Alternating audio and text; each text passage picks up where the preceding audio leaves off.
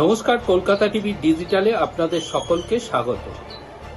অভিষেক বন্দ্যোপাধ্যায় কলকাতা হাইকোর্টের ভর্ৎসনার মুখে। অভিষেক বন্দ্যোপাধ্যায়ের আইনজীবীকে চরম ভর্ৎসনা বিচারপতি সৌগত ভট্টাচার্য। ডিজে মামলায় ভয়েস স্যাম্পল টেস্টের যে নির্দেশিকা জারি করেছিল নিম্ন আদালতের ম্যাজিস্ট্রেট, সেটিকেই চ্যালেঞ্জ জানিয়ে কলকাতা হাইকোর্টে বারবার বিভিন্ন এজলাসে আবেদন জানান অভিষেক বন্দ্যোপাধ্যায়। তার প্রেক্ষিতেই এই ভর্ৎসনার সম্মুখীন অভিষেক বন্দ্যোপাধ্যায়। বিচারপতি সৌগত ভট্টাচার্যের নির্দেশ, আগামী 15 জুলাই বেলা 12টার সময় অভিষেক বন্দ্যোপাধ্যায়কে ভয়েস স্যাম্পল টেস্টের জন্য হাজিরা দিতে হবে। কিন্তু পাশাপাশি বিচারপতি এও তার নির্দেশিকায় উল্লেখ করেছেন তার বিরুদ্ধে কোনো গুরুত্বপূর্ণ পদক্ষেপ গ্রহণ করতে পারবে না তদন্তকারী সংস্থা।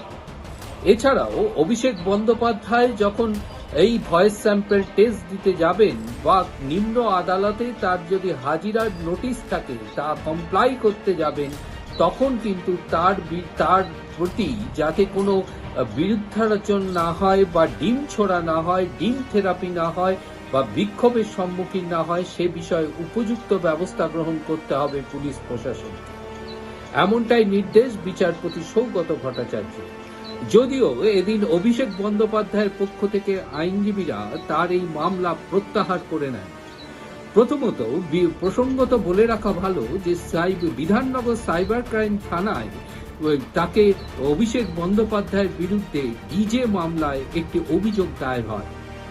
সেই মামলায় তদন্তকারী অফিসাররা তার ভয়েস স্যাম্পল টেস্টের জন্য নিম্ন আদালতের ম্যাজিস্ট্রেট তার বিরুদ্ধে জুডিশিয়ারি একটি নোটিশ জারি করে এবং সেই নির্দেশ অনুযায়ী তাকে এই ভয়েস স্যাম্পল টেস্টে হাজিরা দেওয়ার প্রয়োজন।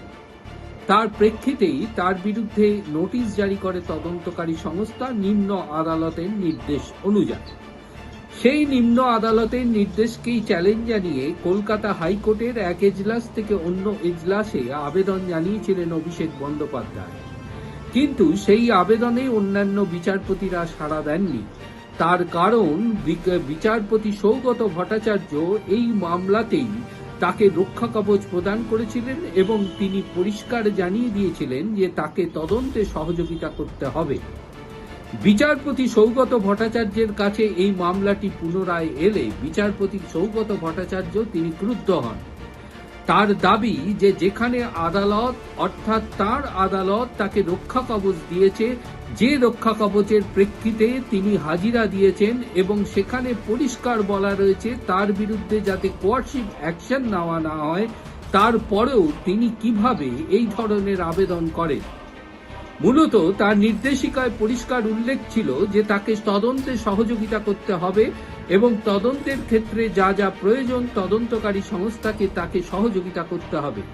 কিন্তু অভিষেক বন্দ্যোপাধ্যায় সেই তদন্তেরই ভয়েস স্যাম্পল টেস্টের কে চ্যালেঞ্জ জানিয়ে যখন কলকাতা হাইকোর্টে তিনি আবেদন জানাচ্ছেন, তখনই বিচারপতির প্রশ্ন যে তিনি কি তার আগের রায়ের পুনরায় মূল্যায়ন করবেন। তার কারণ যেখানে তার রায় উল্লেখ করা রয়েছে তাকে রক্ষা কবচ প্রদান করা হলো, সেখানে তিনি এবং সেখানে এও উল্লেখ রয়েছে তাকে তদন্তে সহযোগিতা করতে হবে। সেক্ষেত্রে সেই বিষয়টিকে তিনি কি করে চ্যালেঞ্জ জানাচ্ছেন? তাকে যদি এই বিষয়টি সম্পর্কে রক্ষা খারিজ চাইতে হয় বা তাকে যদি সেই রক্ষা কবচ সম্পর্কে তার কোনো যদি আপত্তি থেকে থাকে বা তার ভয়েস স্যাম্পল টেস্ট সম্পর্কে যদি আপত্তি থেকে থাকে, তাহলে তাকে যে রক্ষা কবচ প্রদান সংক্রান্ত মামলা, সেই মামলাতেই একটি অতিরিক্ত আবেদন জানিয়ে সেই রায়কে পুনর্বিবেচনার আবেদন জানানোটাই হচ্ছে আইনত সিদ্ধ। সেটি না করে তিনি আলাদা করে মামলা দায়ের করে বিভিন্ন আদালতের এজলাসে আবেদন জানাচ্ছেন, এই পদ্ধতি কি সঠিক? সেক্ষেত্রে তার রায়কেই অর্থাৎ বিচারপতি সৌগত ভট্টাচার্য বলছেন তার রায়কেই তিনি চ্যালেঞ্জ জানিয়ে সেই রায়কে তিনি চ্যালেঞ্জ জানাচ্ছেন। এরপরে বিচারপতি পরিষ্কার অভিষেক বন্দ্যোপাধ্যায়ের আইনজীবীর উদ্দেশ্যে জানান যে তিনি যদি এই আবেদন প্রত্যাহার না করেন তাহলে পুনরায় বিচারপতি তিনি তার যে পূর্বের রায়, রক্ষা কবচ সংক্রান্ত রায় ডিজে মামলায়, সেই রায় পুনর্বিবেচনা করবে। বিচারপতির এই মন্তব্যের পরেই অভিষেক বন্দ্যোপাধ্যায়ের আইনজীবী তিনি মামলা প্রত্যাহার করে নেন এবং পাশাপাশি তিনি তা আবেদন জানান যে তিনি যখন হাজিরা দিতে যাবেন সেক্ষেত্রে যেন কোনো অকওয়ার্ড পজিশন অর্থাৎ ডিম থেরাপি সহ অন্যান্য বিক্ষোভের মুখে তিনি না পড়েন, সে বিষয়ে যেন পুলিশ তা নিশ্চিত করে।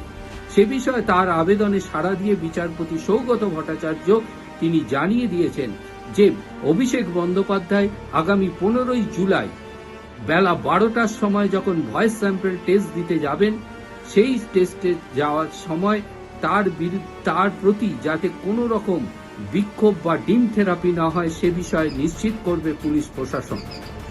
পাশাপাশি অভিষেক বন্দ্যোপাধ্যায়ের আইনজীবীর দাবি ছিল যে তার এই ভয়েস স্যাম্পল টেস্টের পর যাতে অন্য কোনো মামলায় এই বিষয়টিকে সংযুক্ত করা না হয়, অর্থাৎ এই ভয়েস স্যাম্পল টেস্টের যে রিপোর্ট তা যেন অন্য কোনো মামলায় সংযুক্ত না করা হয় সে বিষয়ে নির্দেশ দিক আদালত। যদিও বিচারপতি সৌগত ভট্টাচার্য এ বিষয়ে কোনো রকম কর্ণপাত করেননি তার এই আবেদনের বিষয়, অর্থাৎ কলকাতা হাইকোর্টের নির্দেশে অভিষেক বন্দ্যোপাধ্যায়কে 15ই জুলাই ভয়েস স্যাম্পল টেস্টের জন্য হাজিরা দিতে হবে।